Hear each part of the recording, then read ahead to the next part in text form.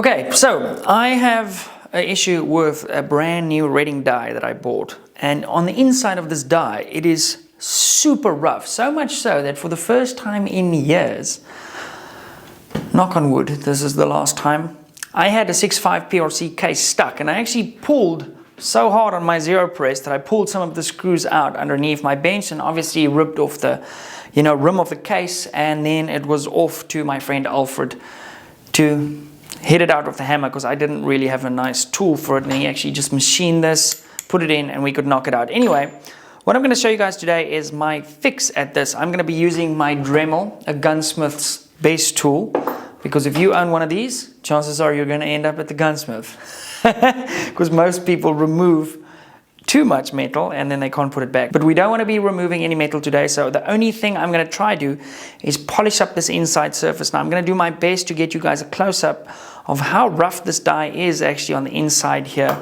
I'm going to use some of this Autosil metal polish, and this stuff works great. I actually shined up a 450 frame back in the day when I was in a moon boot for like 6 months. So I know my way around Autosil. So it's bound to be a messy process. I'm going to put on some gloves and yeah, let's get cracking. Now I'd also advise you, if you're going to be using a Dremel, okay, to use some kind of eye protection, because if it's a rotating spinning mass and we're going to be putting like super fine, like a textured paste on it, the last thing you want is for this stuff to shoot up into your eyes, because it will suck. I'm also going to put my one camera away. In fact, let me put it here next to you guys. But how cool are these glasses?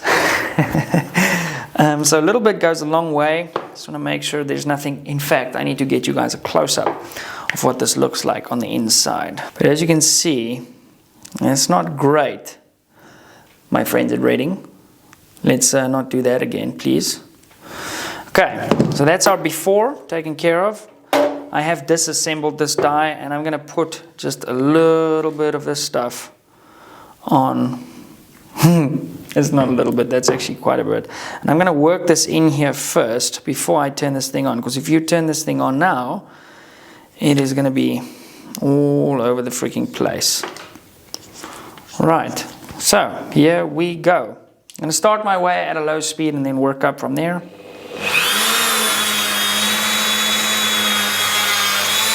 And just do one side and see if I can get it better. That already looks much better.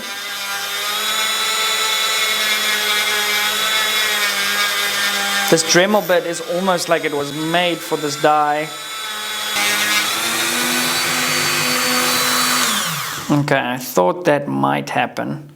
What ended up happening there is this bit came out the front, because I'm clamping it literally on its last little edge, so that I don't get up and actually use the chuck or scrape the chuck on the side of the die and actually mar up the bottom of the die. I want to avoid doing that. Let me just hand tighten this some more, and then we'll add a little bit more juice. Let's dab, dab, dab. What has ended up happening is a lot of that stuff has gone into the top section of my die, which, yeah, there you can see it's actually blocked up the top of the die a little bit, but that's okay. Let's start our way here and then send it.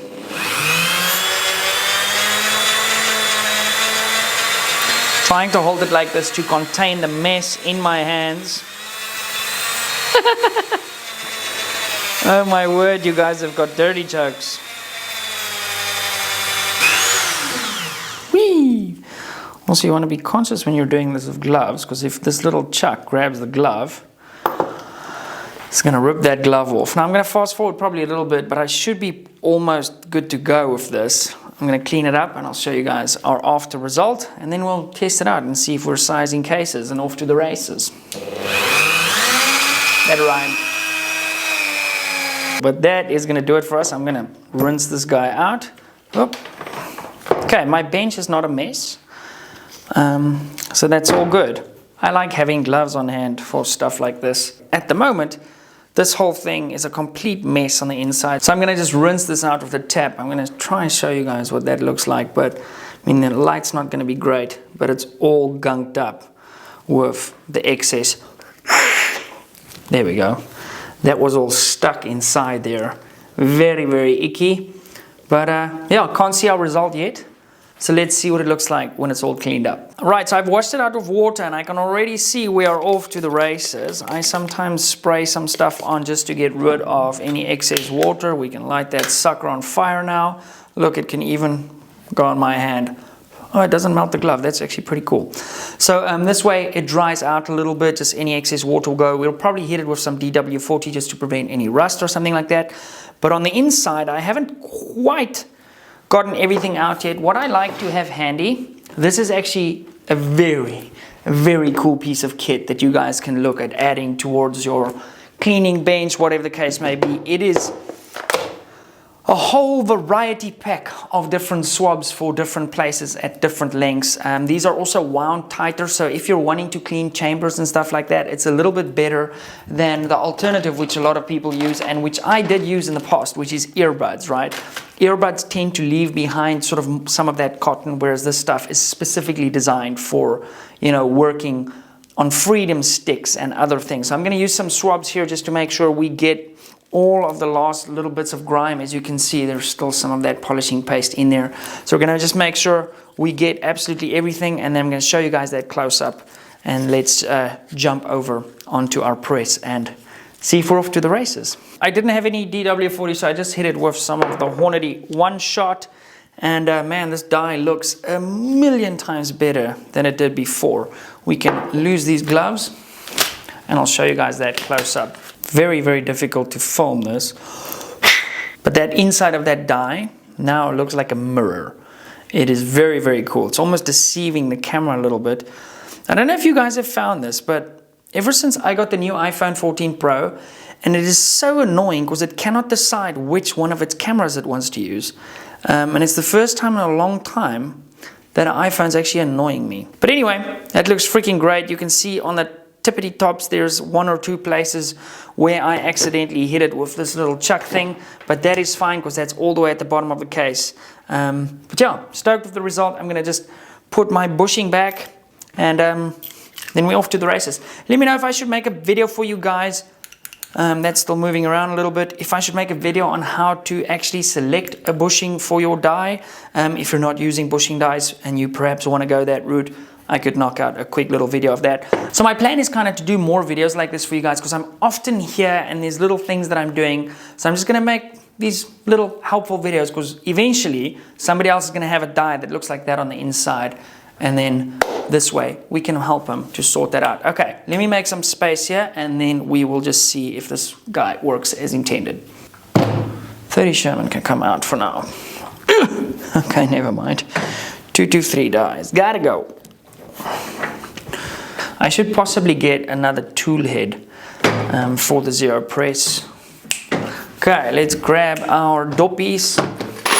Alright, so I've set up my dye to bump my shoulders back the required 2 thou. At the end of this video, I've got a link for you guys exactly how you can do that too, but as you can see, bada bing, bada boom. Okay, that is our precise shoulder bump. Now you want to only bump your shoulders back by 2 thou, otherwise you tend to overwork your brass. Now, interestingly enough, here is a doppie, Afrikaans word of the day, a shell, a case, okay, that I sized yesterday. This was the first one I did with the rough dye. And I'll show you guys a close-up of the difference between this one and this one. It's remarkable. I don't know if the camera is going to do this justice, but the one in this hand, this one, was sized when the dye was still rough. But as you can see, it left marks all over this case, whereas this case we just sized now is perfect. But anyway, that is a quick tutorial on how to polish the inside of a dye. Your cases will look nicer, they won't get stuck, and it'll work like it is supposed to work. So Oaks at Reading, let's not ship dyes like that. That would be lovely. Other than that, the Reading dyes are freaking awesome.